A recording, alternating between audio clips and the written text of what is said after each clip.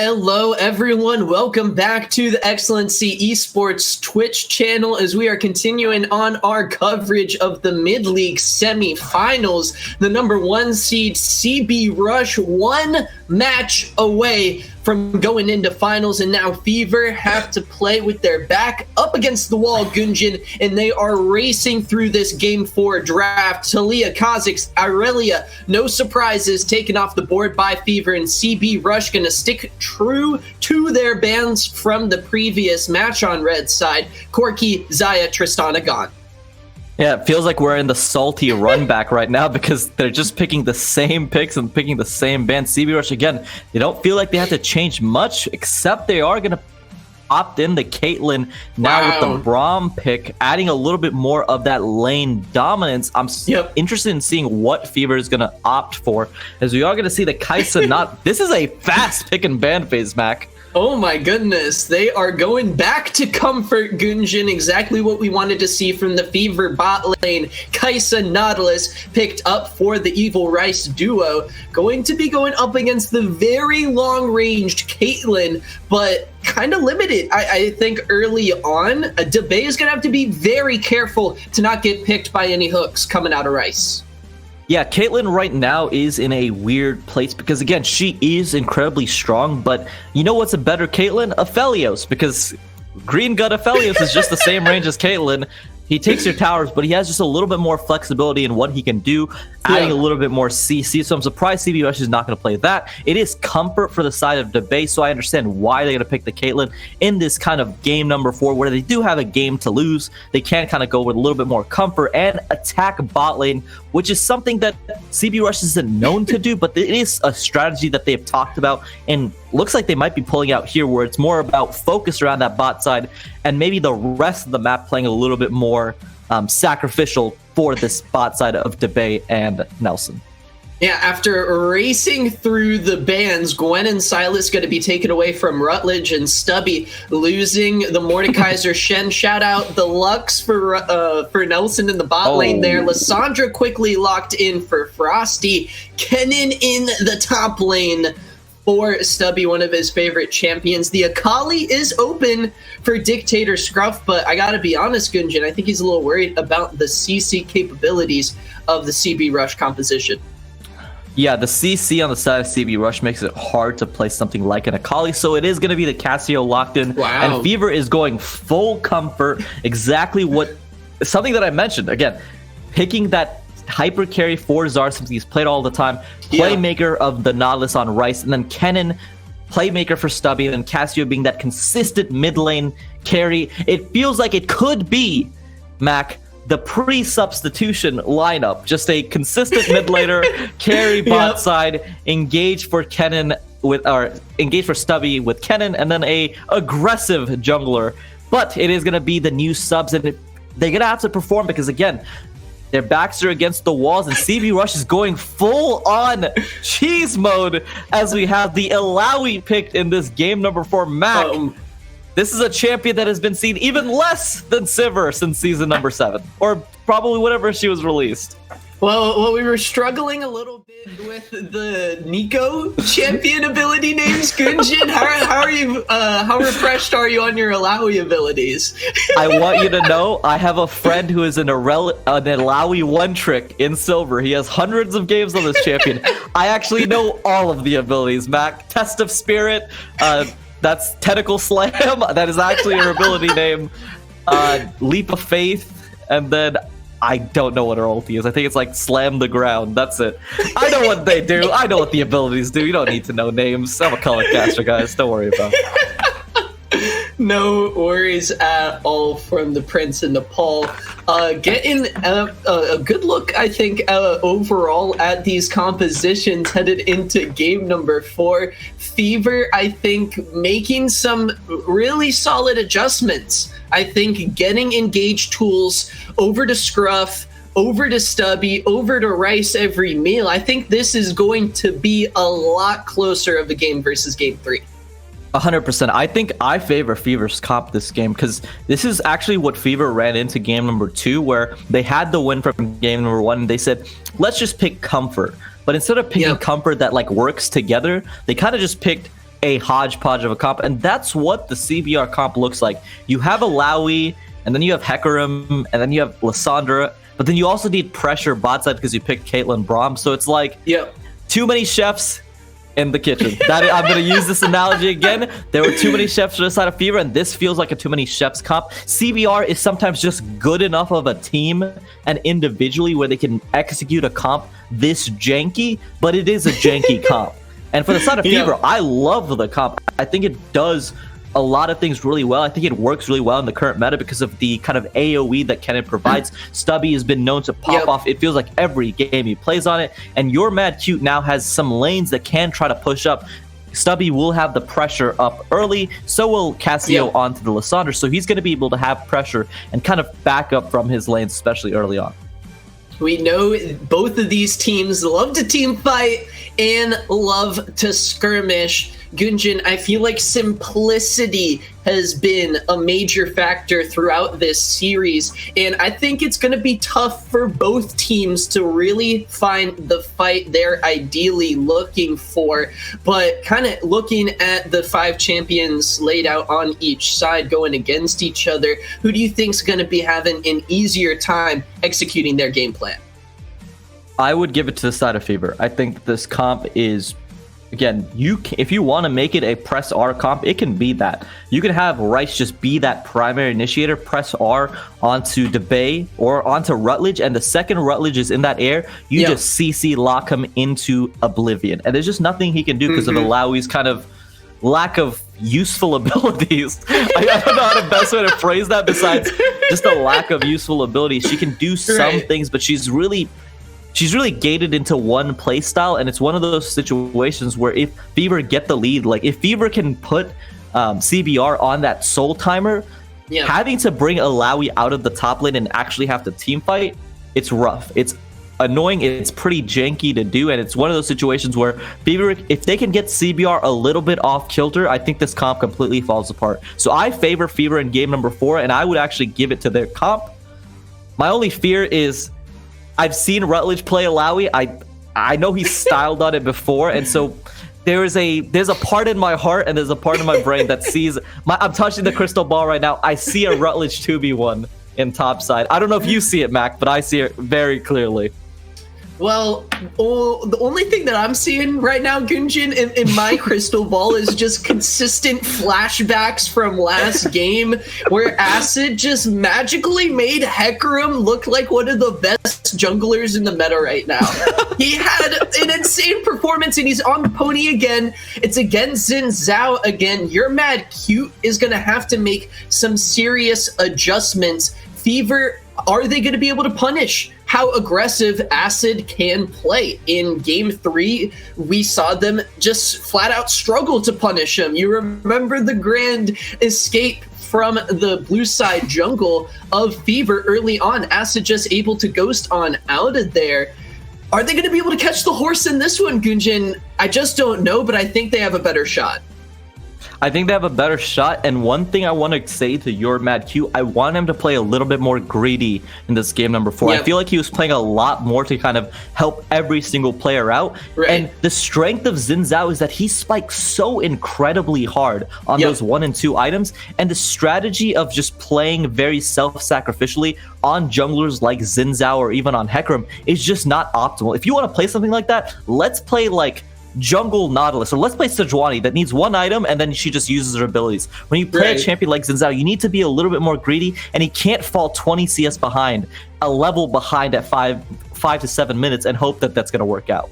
Exactly. It is going to be a battle for the ages here, getting into game number 4. Don't click out of that browser. Mac and Gunjan gonna hop into yet another short break before we get into some more very exciting mid-League of Legends action. We'll be back in just a bit.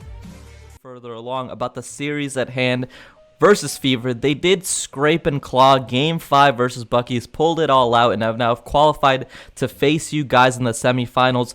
Thoughts on the team in general, thoughts about the overall series, and just kind of Fever going into this matchup. Yeah, so I have to shout out my boy Zongi. even though he's not playing, on Fever, obviously, because he had an early retirement plan. I was excited playing against Fever because Zongi, us junglers banter against each other. Ray's been quiet for a minute, but he's out of here now, so it doesn't matter. And this new lineup without TL Providence, and without Zongi, they still have Zara, they still have Stubby, but I don't know what to make out of it. I saw their, all their games last week, and it was not the cleanest. So hopefully,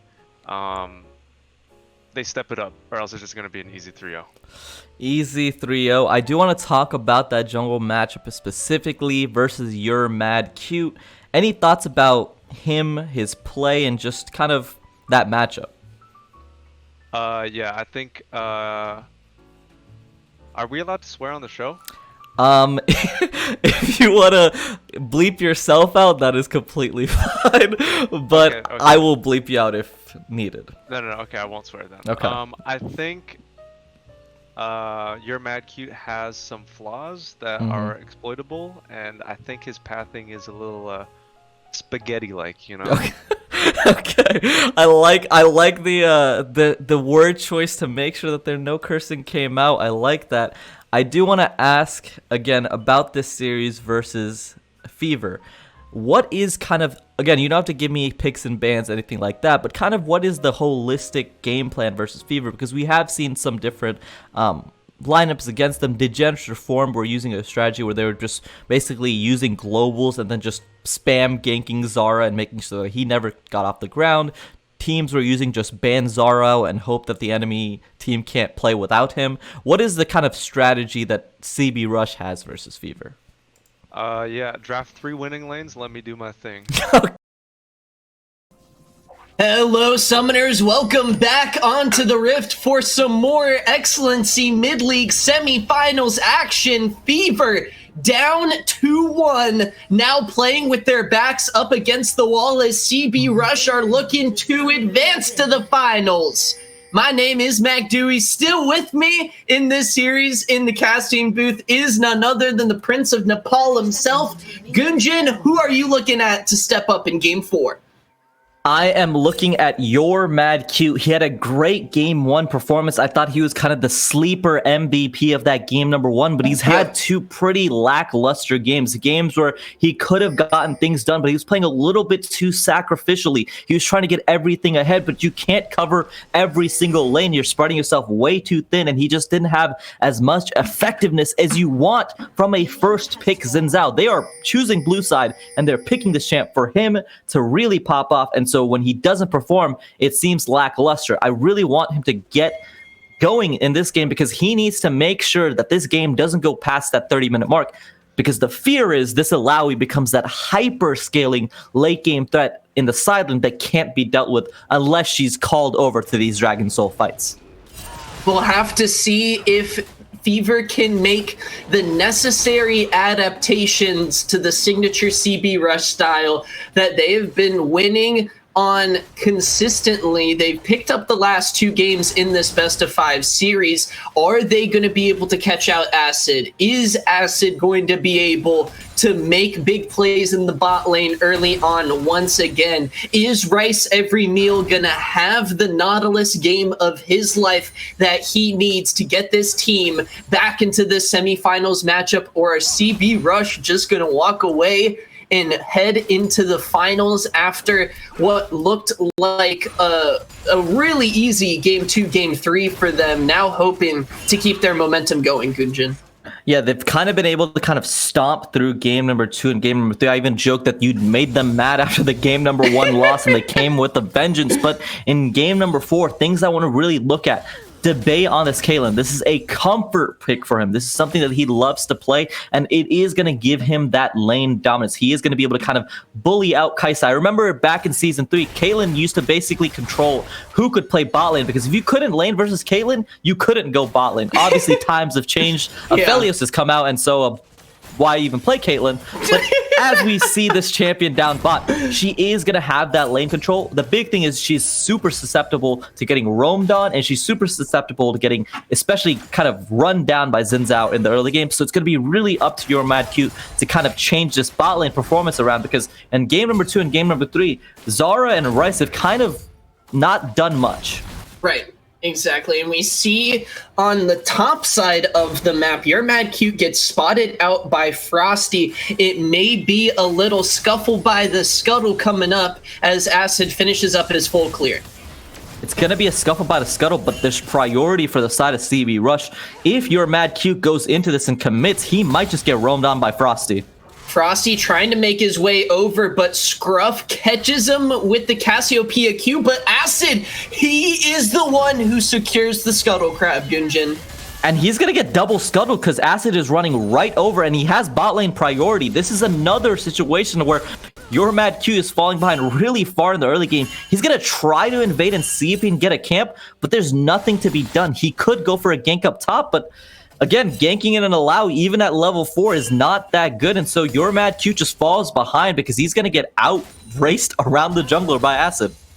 Canceling the recall a little bit, Gunjin. He's looking to try to make a play on the map, but the indecision is just going to cost him a little bit of time. No gank in the top lane, no gank in the mid lane, and Acid heading right over to Raptors. He loses Raptors as well. He's falling 20 CS behind at 4 minutes and 30 seconds back. This is not a drill. This is happening again. Again, this is what happens when you pick all winning lanes. In game number 4, it is a janky comp, but when they have the pressure, the priority up top, it hampers the jungler so much. And this first pick that we've seen in game number 3 and game number 4 is not being useful in the early game, which is what it's picked for. The Twin Fangs sinking into Frosty in the mid lane. Your Mad Cute still looking for a gank. It is a 2-level lead right now for Acid as your Mad Cute needs to pick up a win. He needs to get something done. So this is like a desperation gank at this point, but nothing. Oh, no. Frosty has got his blue suede shoes on, and your Mad Cute just going to try to head into the top side of his jungle. Rutledge not really in a position to be ganked. We knew we were going to have to keep a close watch on these junglers, especially after the last game in Acid. Continuing on with his momentum here, Ice in the CB Rush veins now for the time being as they are looking to punch their ticket to finals. Mac, a 24 CS lead, almost a level and a half, and the pathing for Acid is so perfect because all of his camps spawn in a straight line. He's able to go up, clear everything out, clear his camps, reset, come back on the map, and it feels like it's all Acid all the time. This is one of those situations that would probably have any jungle main and challenger probably AFKing, but Nelson is pretty deep. Look at Debay and the zoning he has on Evil Zara. Nelson TP. able to walk away, but this is Stubby coming in the slicing maelstrom right onto Debay. He's unable to stun up Nelson, but it's first blood going over to Evil Zara. This is going to be a big TP flank by Stubby, and that was what Caitlyn lanes are susceptible to. You have to make sure that your wards or your flanks are kind of warded and cleared. They end up getting caught. This is going to also be dragging for the side of your Mad Q. A little bit of semblance of control, but mid-side Hecarim ganks, and this is just Dictator Scruff dead in the water. Flashes burned from both mid laners. Scruff unable to escape in Frosty's CC chain. With the Hecarim horse coming in, beautifully played there by the CB Rush mid-jungle duo. Now it's going to be a little bit of priority given over to Rutledge, but he doesn't have a lot of mana to try to shove in this lane, so a tricky place for him to be. He's going to try to shove it in anyway, Gunjin. And Mac, while I will say it is worth for the team of Fever to have Stubby TP down there, with the amount of times his back got canceled, he actually falls pretty far behind as Rutledge is able to now take a level lead over him, plus the plate, plus deny him about 11 to 12 minutes. So good play, good response by CBR, kind of taking the fact that the TP was wasted from, or used from Stubby. Exactly. 1,000 gold separates these two teams, as the gold between Rutledge and Stubby, Gunjin, actually just about even. Stubby able to hit level 7 after picking up that wave under the turret. The real difference right now, a level lead for Acid on this Hecarim. Not enough good things, not enough bad things said, really, but he's been having quite a game on the Hecarim so far. The first team all-pro jungler showing us what he's got a season after winning it the first time. Mac, I don't mean to alarm you, but the jungle lead in the CS lead in the jungle is getting bigger and bigger. It is now up to 30, as Acid is just absolutely... He is the CS. Do we need to get you a sign? Move it up each time by 10. Yeah, now it's 40! Yeah, now it's 40! Because the problem is, again, your Mad Q is getting things done, but he's so far behind the pace. When these junglers end up meeting either around this Rift Turtle or around that second dragon, Acid will be an actual champion. Your Mad Cute at this point is just a CC bot. Acid is going to go into that backline and absolutely tear it apart, because right now he is basically the highest gold in the game and is leading every single member on Fever in gold. Tough, no flash available. That's going to be the Petrifying Gaze locking up Acid, but you can't stop the onslaught of shadows, Gunjin. Dictator Scruff taken down once again. The immobile snake punished by CB Rush. And this is something we didn't call out, but not taking cleanse in a Lissandra lane is so punishing, because the second you burn the flash and still die, now it's a repeat gank after repeat gank. The gold lead is just Acid, and he is now sitting at 3,700. The Divine Thunder is the better build, but Mac, I want to see the Triforce. I want to see the Chad Hecarim go 1v5 in this game number 4 and show MVP of Spring Split is still MVP of Summer Split. This is Frosty teleporting in. You're Mad Cute, stunned up. Frosty wanted to he gets the absolute bonus points into the back line, Gunjin. Rice every meal right onto the trap. Debay with the snipe. Everything is falling apart. Your Mad Q is first. Let him get a gank off, please. But nothing's happening, and we're gonna get a replay to kind of break down what ends up happening. They try to make a play onto Debate and onto Nelson, but there's just nothing there. There's just too much CC. He goes in, instant TP. Frosty catches him out. He has to flash out, get CC'd. The CC chain is so strong, and now every member of the side of Fever is falling apart because summoners are being used. Everything is being used for these failed plays, and their jungler is so far behind at this moment that there's just nothing he can do to try and turn these lane states around. You picked two losing lanes and Stubby's Kennen versus Ilaoi matchup. You ended up calling Stubby down bot and try to help down that bot side, but once that happened, Rutledge got control, and after that, with your jungler not being able to bail you out, it just seems doom and gloom in this early game for Fever.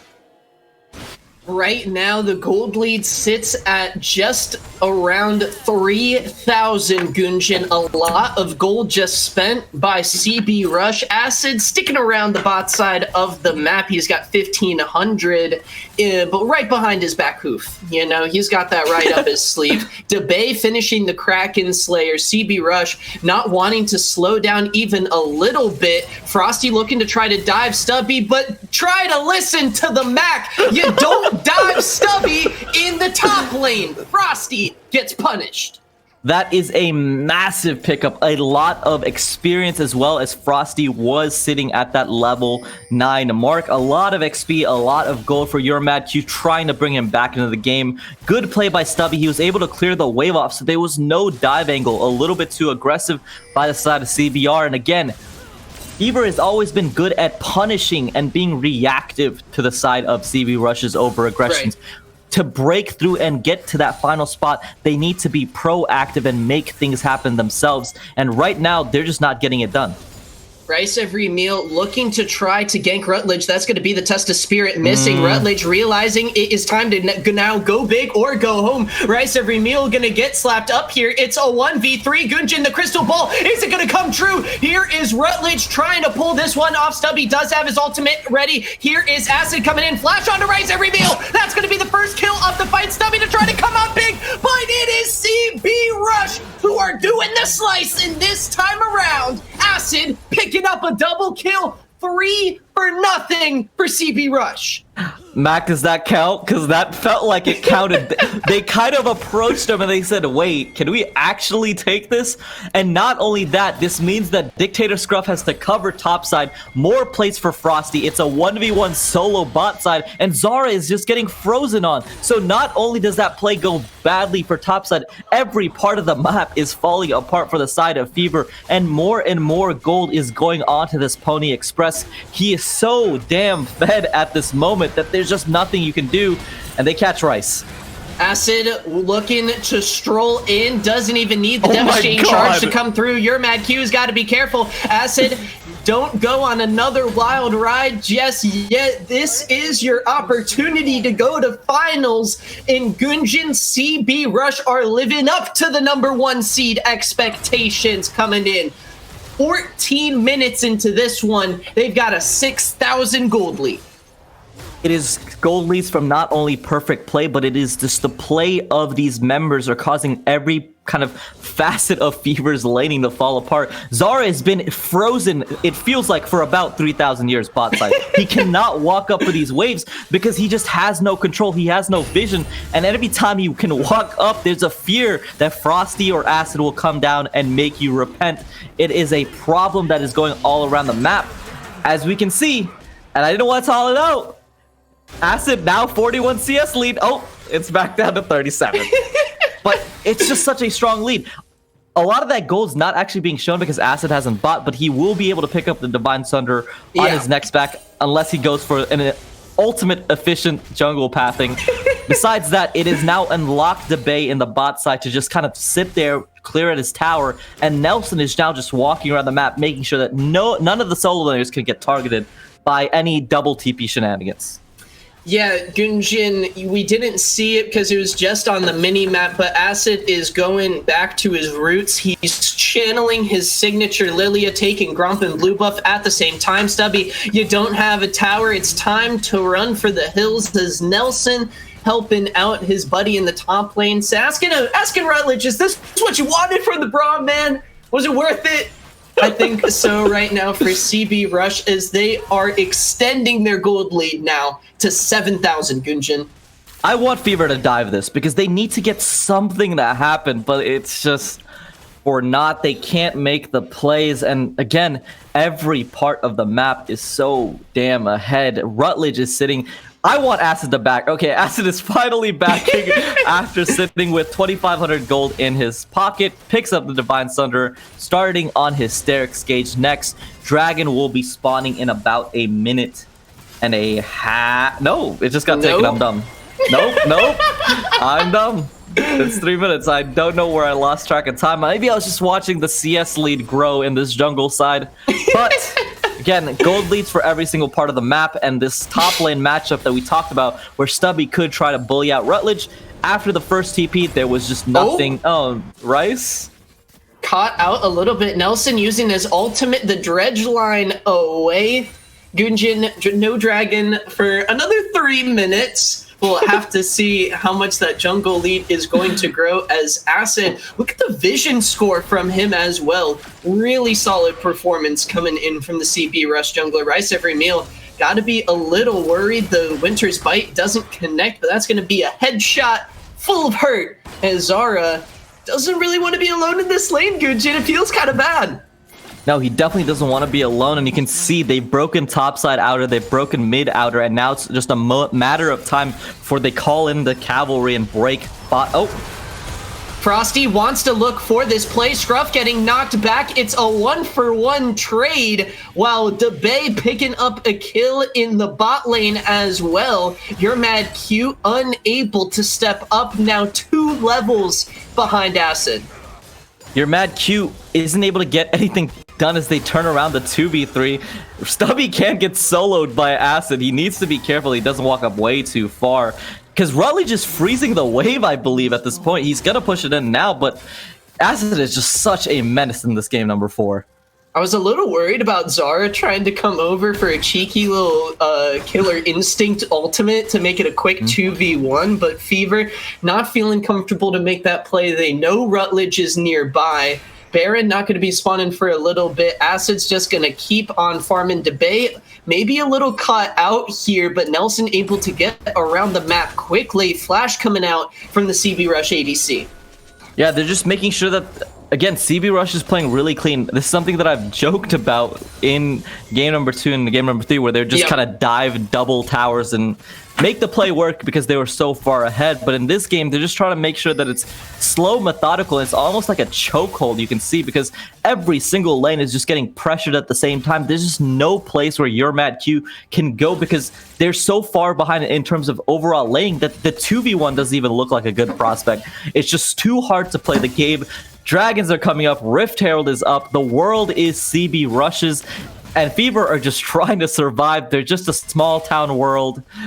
They're just a small town girl living in CB's world, and this is a 4v1. Rutledge still hanging on for dear life, does get one. Now we got ourselves a rumble in the top lane. Frosty gonna try to buy time. This is Acid taking a big fight, but he's gonna get melted down by Dictator Scruff. A whole heck of a lot of damage coming out. Now it's Frosty between the two of them. Zara picking up a kill. It is a 3 for 3 in the top lane. They have life. Zara and Dictator Scruff getting it done. Way too aggressive by the side of CBR. They try to make something happen. After Rutledge gets caught in a 4v1, he trades the kill onto Your Mad Q because Your Mad Q is basically just a cannon minion roaming around trying to get something done. Bot lane inner tower does go down to debate, and it is still a gold advantage to the side of CB Rush, but when you're this far behind, you got to take whatever you can get, and that gold is going to be crucial to trying to turn this game around on Dictator Scruff and Evil Czar. Frosty and Acid going to be charging out of the base. Both top laners with teleports available for this third dragon fight. CB Rush going to be able, very likely, with Debay's Caitlyn to trap off one of the entrances for Fever, making it very difficult to get into this fight. No stubby flank ward in sight, Gunjin. This is going to be a dragon going over to CB Rush. I like the play from Fever, making sure that they're just not even in position, because you don't even want to get close to this pit to try and get engaged by Acid and Frosty. They're just going to try to look to kind of secure some vision around Baron, maybe try to make the play a 4v1 on Rutledge again. But right now, they need to play like a guerrilla style warfare because they can't approach CB Rush one-on-one ever. So you need to just try to get these uneven fights, try to get picks as much as you can, and just hold the line. Because again, Cloud Soul, it's not something you have to die for, but Stubby's dying for it. Stubby deleted. Debay goes on a killing spree. Acid, he's got farm insight, dude. He's got to pick up that scuttle crab, as Nelson and the crew are going to be looking to ward up Baron and maybe even start it. Stubby does have teleport. Yeah, they're gonna just start up the Baron, and Fever, no, but they don't have any sort of vision control. This entire Baron pit is completely dark. They're just gonna have to give it up, and at 21 minutes in, CB Rush are putting together their most dominant game in this series with a 21-minute Baron and a 10,000 gold lead. Rice every meal gonna absorb the ace in the hole. Frosty still wants to look for the engage. Glacial Fissure going to miss out of Nelson. Baron recalls coming through. CB Rush looking so darn good in purple. They're going to look so down good in purple and gold, especially because the amount of gold that they have right now to spend. They're going to go back, buy up, buy the pink, set up the lane positions, because right now they can just siege. Because the big problem, just like in game number 3, there's not that much wave clear on the side of Fever that can deal with Baron buff up minions. Cassio has to walk up a little bit too far, too much into Frosty's engage range. Evil Zara can't walk up either, and so Debay just has 700 range, and he's going to be just sieging down these inner towers left and right. And so this gold lead that's already 10,000 gold should balloon up to 13k by the time CB is done with this bear. Frosty in the bot lane, Rutledge up top, a 1-3-1 if I've ever seen it, though Nelson has got to be careful. He's given some space for Rutledge to work with. Debay and Acid in the mid lane all alone, just the two of them. Meanwhile, Frosty taking on Dictator Scruff. Rutledge does have teleport. Frosty just going to try to run for the hills, but here comes Evil Zara. Flash is traded. Evil Zara flashing as well, almost instantly deleted, but he does pick up the kill. Rutledge picking opening up the top lane inner turret. Watch Stubby flash ultimate available. He has the flash ulti. Zara is so close. The hook comes out. Evil Zara gets hit by the ace in the hole. Watch Stubby. Is he going to be able to find the ultimate? Acid is going to be able to find the kill. He's staying alive for the time being. 3 members of CB Rush against the fabulous 4 of Fever. Rutledge does have some tentacles on the map to support him, but still looking like a tough fight. And this is one of those situations where Fever was just a little bit kind of even in gold. They could try to make bigger plays off this, but they're going all in. Nelson able to zone away the slicing Maelstrom. Now DeBay and Nelson looking to turn this one around. The depth charge going to come out, but you're mad cute. Burned away by the Braum. Rice every meal and Stubby looking to just try to get back to the fountain to heal up Evil Zara, spawning in 1 second. Evil Zara is going to be up, but mid lane inhibitor should go down at 23 minutes. There's just not enough wave clear. There's just not enough damage to dissuade this bot lane. DeBay and Nelson are playing so immaculately. They got engaged on by Kennen, but Nelson just kept every single member away. And at 23 minutes and 45 seconds, middle inhibitor goes down. Rutledge has pretty much just been uncontested topside as he has a Flame Horizon over Stubby at the moment. What a game from the solo laners. What a game from this bot lane. And right now, again, Fever are showing signs of life. They're trying to make proactive plays, but it just feels like it's a little bit too late. They're just too far behind. And to get any sort of control, they're going to have to pick up either a massive team fight off of Stubby's ultimate, or they're going to have to keep picking up picks like Dictator Scruff did in the side lane. Rutledge needs to pick his targets closely. He's got Scruff with the test of faith, and look at the health bar get real low. Zhonya's hourglass is going to buy him some much needed time, Gunjin, as Rutledge gets taken down in the top lane.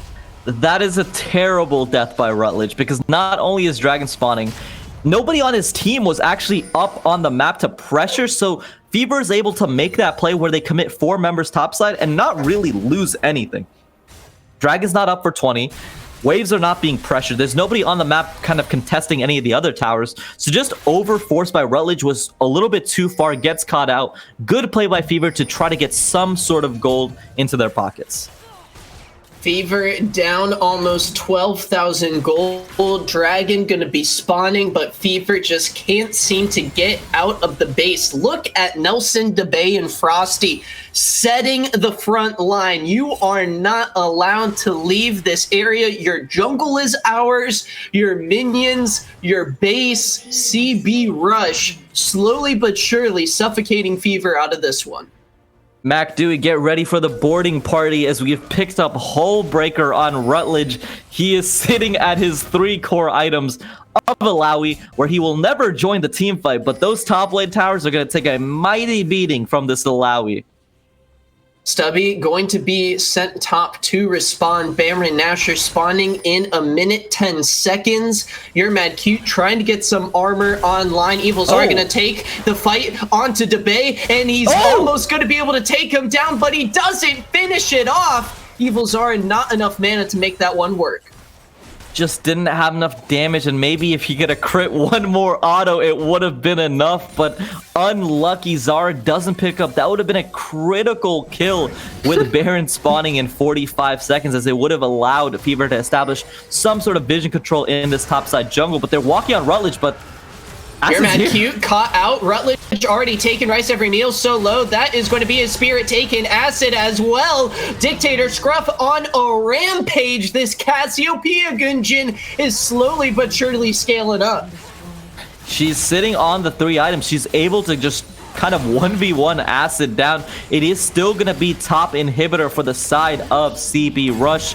Again, they're so far ahead. Even when they lose a member, it is still going to be some sort of objective. They are going to just retreat over to that Baron. And again, the Baron is going to be kind of that game breaker, because the minion waves now with 2 inhibitors down, there's not enough wave clear. I feel like a broken record, but there's not enough wave clear on the side of Fever to really contest not only just super minions, but Baron buffed up super minions. It's too hard, so they need to try and make their either final fight around this Baron. Otherwise, they're just going to get choked out by the side of CB Rush.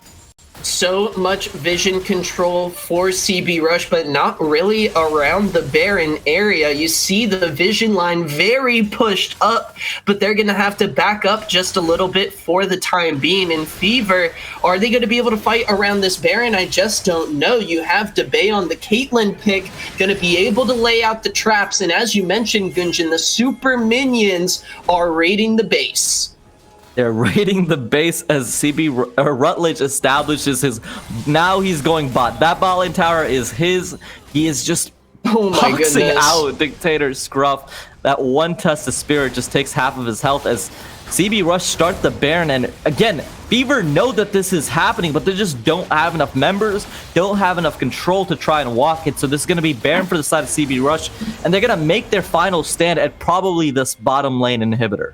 They're going to try to pull a CB Rush from game number 1, but they're going to try to pull the trigger first onto Rutledge. It is a 1v4. The first team All-Pro top laner. Are you not entertained, ladies and gentlemen? He's got one. He can't find two, though, as You're Mad Cute finishes him off. But look at the rest of the base.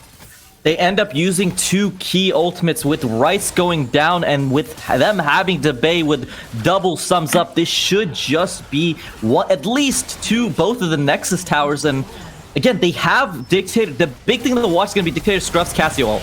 Stubby into the back line. He's going to try to find Debay. The Caitlyn getting real low. Frosty getting low as well. Fever can maybe turn this one around. Debay, though, he's on a rampage. He finds Stubby. The onslaught of shadows. Acid wants the snake. Scruff actually survives. He's out of it. But Evil Zara was taken down, Gunjan. The Baron minions are knocking down the Nexus turret. Scruff, can he be the savior? He's dropping down the miasma. The headshot sure hurts. But when becomes lightning, You're Mad Cute backs off, and they force CB Rush back.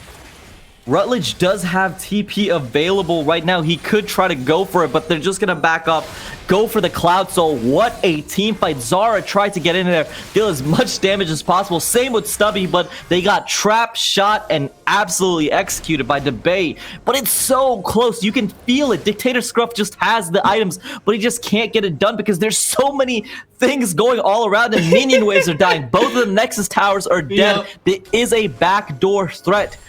But this is going to be, it shouldn't be do or die because for the side of Fever, you can just let Cloud Soul go and try not contest, but Rice is caught. He's trying to Hex Flash out, but he gets stunned up. He misses the dredge line, and that's going to be Debay dominating from downtown, baby. 5 seconds on the Cloud Soul. CB Rush looking for the cherry on their dessert. Evil Zara has to back off. And they gonna send one member, but they're gonna try to keep the pressure onto that bot side, keeping Rutledge down there. It's gonna be Cloud Soul for the side of CB Rush, now sitting at a 14,000 gold lead. The gold lead hasn't ballooned as much as you would have thought it would have, but they're gonna just go for the end. I think this might be enough, Gunjan. It is a 4v5 stand. Fever, can they make it happen? Stubby, no flash, but ultimate available. Debay playing very safe behind Nelson, behind the Braum. Frosty looking for the engage he wants. He's stunned up Evil Zara. Debay handles You're Mad Cute. Rice Every Meal has come back up. It's a huge petrifying engage. Fever are standing tall, but they can't pick up the kills. Debay has a triple kill. CB Rush are looking to finish off Fever in semifinals. The Nexus is getting low. Scruff may not be able to be stopped, but CB Rush are inevitable. They take the Nexus. They take the series. 31 minutes in, 32 seconds. CB Rush with a 3-1 domination over Fever. It feels like the Royal Road is just waiting to be completed. They had such a lead last split. They couldn't make it through playoffs due to issues. They come back. They have a dominant summer split as well. And now in playoffs, take a 3-1 commanding series over Fever, punching their ticket into finals where they wait to see who will be the winner versus DCA and No Fear Wolves. What a finals it will be, and shout out Fever for an absolutely fantastic split, giving us so many exciting games, exciting plays. Stubby, You're Mad Cute, Dictator Scruff, Evil Zara, and Rice Every Meal shout out to you guys for competing and throwing your heart all out there on the Rift. It was an absolutely fantastic series. CB Rush, though, there were some question marks even after game number 1, which Fever took very solid command of, Gunjan. They stamp their seal of dominance down here today. On July 14th, they're moving to the finals. They move into the finals, and it felt like after game number 1, maybe there was a chance. Maybe Fever can upset. Maybe CB isn't as good as you thought.